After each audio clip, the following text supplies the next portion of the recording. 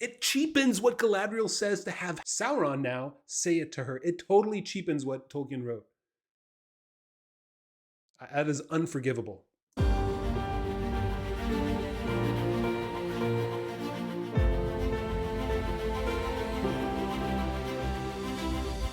I am ready to proverbially throw the last episode of The Rings of Fire into the fires of Mount Doom, from whence it shall never return. But there's no temptation to keep it. So unlike The Ring, it'll be gone forever. Yeah. So we're on to episode 8, Alloyed. Not allayed, not allied. Alloyed. So metals are coming together. Perhaps we'll see the metal of the ring forged, probably some mithril, probably some gold, probably some bad writing. You know, the usual stuff that you get with this kind of show. But we're going to jump into it. Before I do, please like, please subscribe, please share. We appreciate it. Please tell your friends. Please check out my other videos. We've got some fun things coming up. I know the Rings of Power is over. I know a lot of you have what in German it's called Schadenfreude. The joy in someone else's pain. So the joy that you have of watching me go through the Rings of Power will be taken away from you. However, we're gonna be doing some other stuff. We thought we might go through our entire complete list of film changes for Peter Jackson's Lord of the Rings, which is a few hundred changes, and go through them one by one and talk about them and throw up some videos for that. So that'll be fun. That's all coming up. But this is over. And honestly, I'll be happy. I think my wife will be happy. My kids will be happy because I won't be dreading Thursday nights anymore. And we're moving forward. I can't believe that this is what we've come to, that I actually am not looking forward to something that's taking place in Tolkien's world. I mean, I would rather watch the original Ralph Bakshi Lord of the Rings than go through this again. That would be far more enjoyable. So we're gonna move on to it. And if you want to join our community, we have a small but growing subscriber base of patrons, if you will, at theonering.com/patron. We have a private Discord chat, message boards, comments on the site, and then also we have our extended podcast that is special just for our patrons. So you can join at theonering.com/patron. It's only $4 a month, and the first month is free. So if you don't like it, you can cancel it, and boom, no harm, no foul. So let's move on to episode 8 of The Rings of Power. Alloyed. Forever. This is so dumb. They completely made up the whole story of the elves having to leave Middle-earth because the magic light of the Silmarils is gone. No, Tolkien said that the weariness of life, the weariness of the earth, the weariness of living would get to them, and they would eventually fade away, not die because of an illness. They don't get illnesses. Tolkien explicitly says that. They die of wounds. They die of weariness. They do not die of a creeping Stranger Things type nothing that crawls up the leaves and branches and stumps of every tree and linden and irregular. This is so dumb. I can't believe that this is what the story has become. I mean, honestly, I didn't in my wildest dreams of nightmares, I guess, my wildest thoughts of where this show would have gone, it never would have approached this whole idea that the elves needed mithril to survive. Enemy lance, 6 days ago. I'm going to calculate this. 6 days. Give me a second. All right, so I'm looking at the Atlas of Middle-earth, at this nice map right here, and Eregion to Mordor, 300, 450. We're probably talking upwards of 550, 600 miles at least. 6 days. The only thing we can do. Swim. Just make sure while you're swimming, don't look down. Only look up. Don't be a rock. So the greatest craftsman is being taught by Halbro, smith of the massive cities of the Southland. Of course, he's going to tell Earien, the made-up character, who's going to be probably the local leader of the faithful now for Numenor. Not Elendil, not Amundil, not even Isildur. Earien, it's got to be her because, it's got to be her. Allowing the light to arc back upon itself in one unbroken round, building to a power that is all but unbounded. Everything is scientific. The mithril has a specific quality because it was created from the massive lightning strike that hit the warrior elf carrying the Silmarillion and the Balrog. So the light and the dark, the lightness of the mithril and the strength of the mithril is a combining of those two. So that's a scientific fact now. And now we know it has to be a round object because roundness makes this light arc in on itself. I hate this whole scientific crap that's thrown into fantasy stories now. You don't need it. You don't need reasoning for certain things. It's okay to start accepting that power and magic is a thing without the explanation. Even Tolkien made that point. Like, you don't have to explain these things. His suggestions were but the key that unlocked the dam. Hey, the key that unlocked the dam. That sounds familiar, doesn't it? It was more of a spillway rather than a dam, but it was still a key. They've created this whole overflesh power that is somewhere out there that's an evil thing, like the dark side of the Force. So we've got, well, I guess it makes sense, right? Because of the Balrog and the warrior, right? Yin and yang, light side, dark side. So now we've got this dark side of magic that they're creating. I mean, we've got it in the Wheel of Time, we've got it in Star Wars, and now since we haven't established it yet, or Tolkien made a mistake by not establishing it yet, we'll establish it now for him. There's a power over flesh. I shall have to scour the cat. What is up with the super short hair? I mean, that is actually a Vulcan haircut. Like, you cut out, all right, I'm going to cut out Galadriel here. And I'm like, okay, this is an episode of the J.J. Abrams Star Trek show. He's so powerful that they can put him to sleep with a little bit of bad breath. I'm still annoyed with the cultists simply because to have powers like this, they also have to be Maiar. But they are not. Yes! Woohoo! I'm sorry, I couldn't help myself. Wait, the second time somebody gets stabbed in the foot. Just like Bronwyn and the orcs. Best place to stab a person, in the foot! With all this power, why are the cultists waiting for Sauron? She seems pretty dang powerful on her own. We don't know who they are or where they come from or anything at all. But if I had that kind of power, well, I wouldn't be waiting for some other guy. I'd be like, hey man, I'm evil. I do what I want. I'm going to take the reins from now on. You're here to help. I know it. How does she know it? He killed the Fireflies, murderer. He almost killed Nori's sister. To Shadow I bid you return. All of a sudden, he speaks English pretty well. I'm good. That's funny. Okay, and also, the staff is not an object of power. It's the person. So to give him the staff that suddenly gives him power, nope.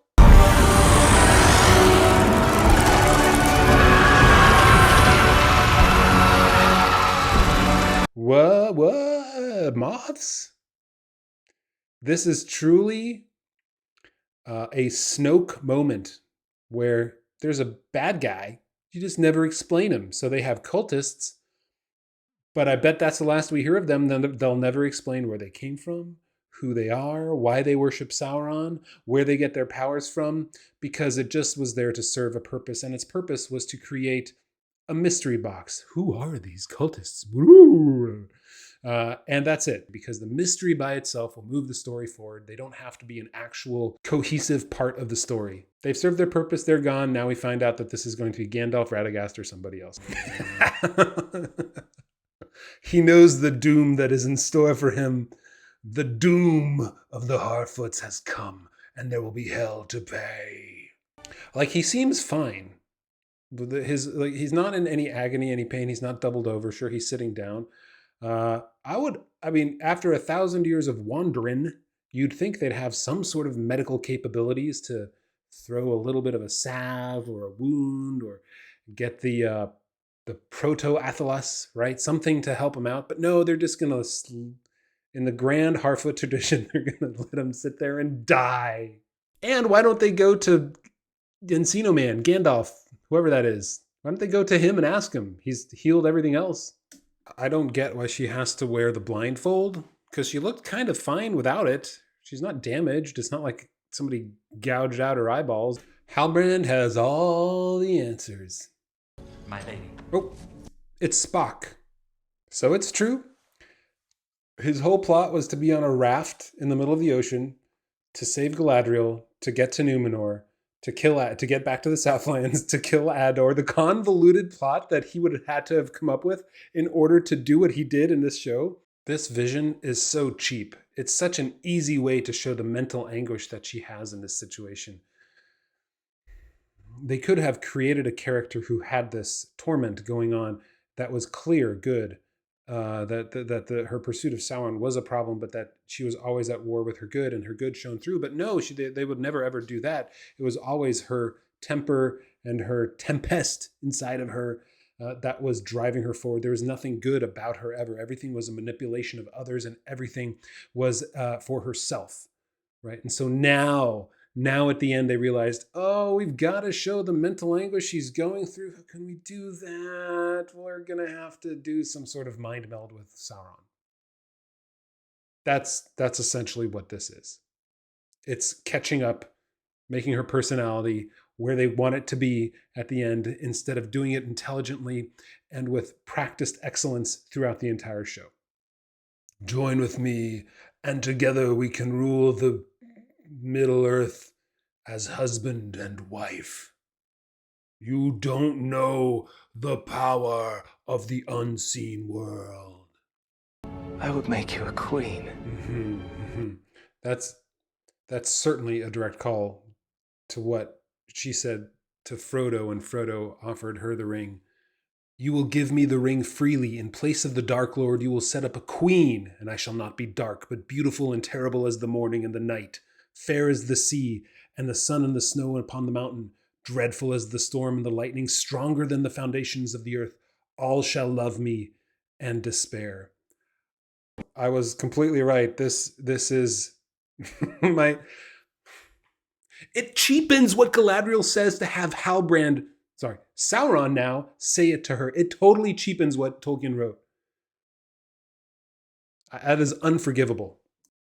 He's become the conversationalist of record here. Like, what? Where did he all of a sudden get his English chops? I guess that means we're just gonna have more Harfoots in season 2.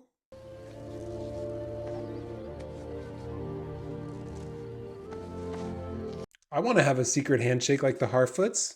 Oh, this is going on forever. Holy crap. Can we just move on from the stupid Harfoots? They love these Harfoots. I don't know, more than the moon loves the tides. I'm trying to come up with some sort of pithy saying that the writers would have done. But this has been, 10 minutes of her saying goodbye? We do not care about these dirty little sociopaths. That's a stupid saying. You wouldn't learn anything new if anybody didn't go away. I think learning something new from the mentors around you is far more effective than struggling through the underbrush on your own, trying to figure out places without a map, trying to learn how to, make bread by trial and error. Like, this is why we have people around us who are experienced and who are well knowledgeable, right? We don't go away. We don't send people away so that we can learn more. It sounds so nice, but it is so dumb.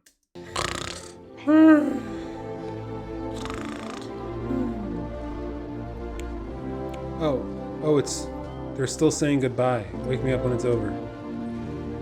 Good Lord. Even this here is a callback to Peter Jackson's leaving of Rivendell with Frodo, leading the Fellowship. And he asks Gandalf, I don't know the way. And Gandalf whispers, to the left. There's a sweet smell on the air this way. No, really? They're going with Gandalf's sweet smelling, just like when in Moria, when he's trying to decide which way, and he goes with he goes into the cave, into the cavern, into the tunnel that isn't quite as foul Always follow your nose. Again. Rings! Unless this is months away, traveling by foot. Well, we're months away. Like months have passed now since the rings were created and he got back to Mordor. Because this is like 600 miles. Time and distance do not matter!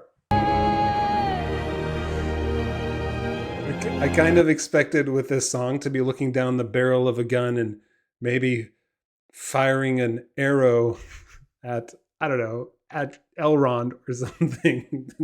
The song doesn't match. It's James Bondy. That song just... So that is the end.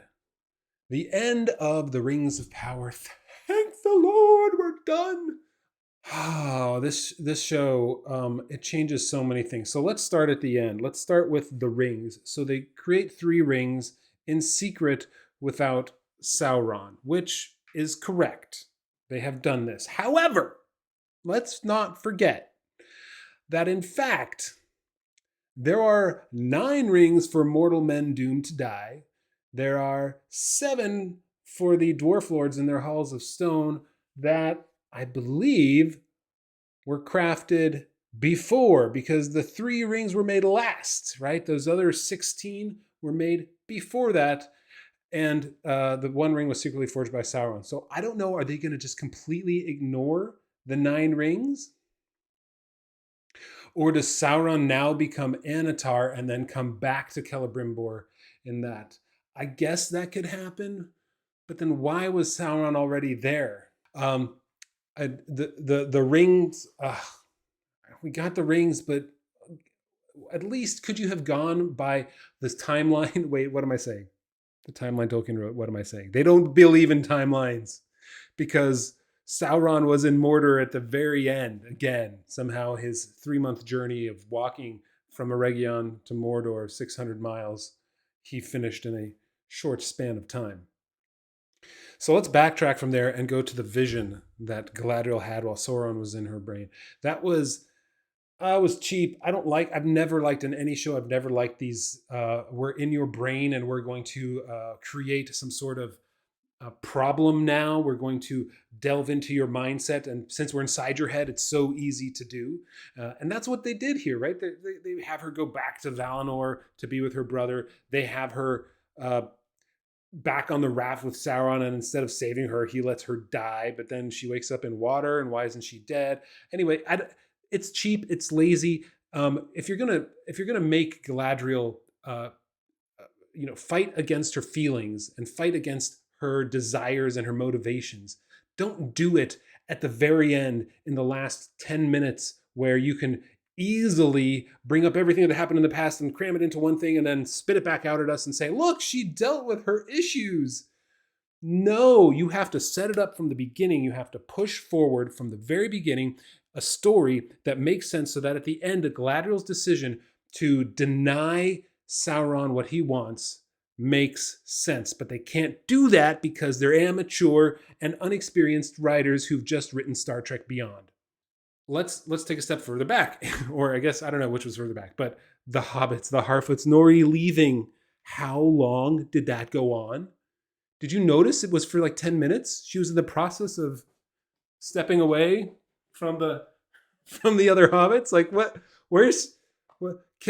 We don't care that much about Hoppy, Poppy, Nori, Joppy, Jalopy. Nori, Eleanor, right? Again, they took Eleanor, Sam's daughter's name. They are in love with the Harfoots, the writers and the creators. They love them more than any other character in the show. I think that's clear because they spend so much stupid time on them when it doesn't matter. And then to top it off, they bring in all the quotes from Gandalf and from Frodo, essentially saying like, oh, I do not know the way. She's like, I don't know the way. And then he's like, just follow your nose because the air smells sweeter that way. Oh my Lord. Can we actually be creative at all? They're not coming up with anything that is memorable, right? When you're a writer, your goal should be to come up with a story, to come up with scenarios, to come up with plots and schemes and characters that are memorable, not plots and characters and stories that come from a completely separate show, right? We don't want the conversation that Gandalf had with Merry and Pippin and the Fellowship and Frodo and in the Mines of Moria to be what we remember about the Rings of Power. If you want to make the Rings of Power any good at all, you need to create your own memorable moments. But all you have done in the show is create moments that harken back to everything else that we've read. And so those lines that they put into Gandalf's Encino Man's mouth, it just feels cheap and lazy. I guess that's so much of what this is, cheap and lazy. Kind of like the whole part where Halbrand talks to Galadriel and it harkens back to Frodo giving Galadriel the ring in the Fellowship of the Ring in Lorien. And where she says, I would set up a queen, what I quoted in this episode. So that was very, very poorly done. That is a thread running throughout this. What do we remember most about this show? What if we learned most? Rocks look down and ships look up. I mean, it's like one thing that I can say, but I have learned next time when I hold a rock, I will remember the Rings of Power for not looking down. So taking a step back from that, the cultists. The cultists are meaningless and stupid. We got nothing from them. They are the Snoke of the Rings of Power. We don't know where they're from. We don't know what their motivations really are. They're powerful, but why? We don't know. We're not going to explain it to you. They're in control for some reason. They have these powers. Like, they are the characters that were there simply to be a mystery. There was no desire for them to explain who the cultists were to us. It's just a conflict. It's a physical representation of a conflict. It's anthropomorphizing what they needed to do to have a Gandalf and Encino Man become who he was supposed to be in Istar. So the cultists are meaningless and stupid. They didn't need them. They could have made something far better, or they could have just left them out because, I'm a purist and I think that you don't change what Tolkien wrote. But, I will say the actor who plays the wizard, I could see him pulling off the role as a wizard if I didn't care. He's fine. I'm more interested in what are they going to do with all the changes they made. So the 9 mortal men doomed to die, the 9 that become the ring wraiths, what are they going to do with those? How are they going to create those? Is Sauron going to create them on his own? Is he going to come back as Anatar? He's the giver of gifts. He used the word gifts in this episode. So I guess maybe that's where they'll go. I am so glad, though, that I don't have to deal with this for another 2 years. I think that's what the going rate is. I don't know why I looked here. There's nobody here. I think that's what they're saying. It's going to be about 2 years from now until the next season comes out. So woohoo! I can go back to reading The Lord of the Rings and the Silmarillion and the Unfinished Tales and all the great stuff that is already out there that isn't this drivelly crap. So yeah. So if you do like that, I would recommend that 1, you subscribe to this channel. 2, you share it because that's nice. You've got friends like things that are shared that are good. And then 3, you can subscribe to our podcast at windowonthewest.com, or you can just look up Window on the West in any podcast player. It'll find it. Where we're reading through Silmarillion right now. We are also posting our in-depth reviews of this show there. And then if you really like everything, as I said earlier, you can become a patron at theonering.com/patron. $4 a month will give you access to our private Discord message board and chats and video chats that we do once every couple of weeks, it seems like. So join us there. It's $4 a month. First month is free, so you can join us and talk and then cancel it if you want to. So go there. We're going to be releasing our in-depth review in a few days as well. So make sure you subscribe for that. And tell me what you thought of this travesty of Tolkien, this change that Amazon wrought on us, forced down our throats. And from the beginning, we knew Halbrand was Sauron, right? Let's not. They couldn't keep a secret. They couldn't keep a secret at all. It was sort of clear and obvious. It was a travesty. It was an utter disaster, in my opinion. To give it the name of Tolkien is to tarnish Tolkien's name. And I certainly hope that something better comes along, because it ain't going to be season 2. I can pretty much guarantee you that. Unless there's a wholesale change and they decide to have somebody wake up from a dream, not much is going to improve this show moving forward. So that's my take. What are yours? Leave your comments below. Thanks for listening. And I'll see you in our in-depth review of episode 8, Alloyed. It's just a dumb name. I don't know. Just Alloyed.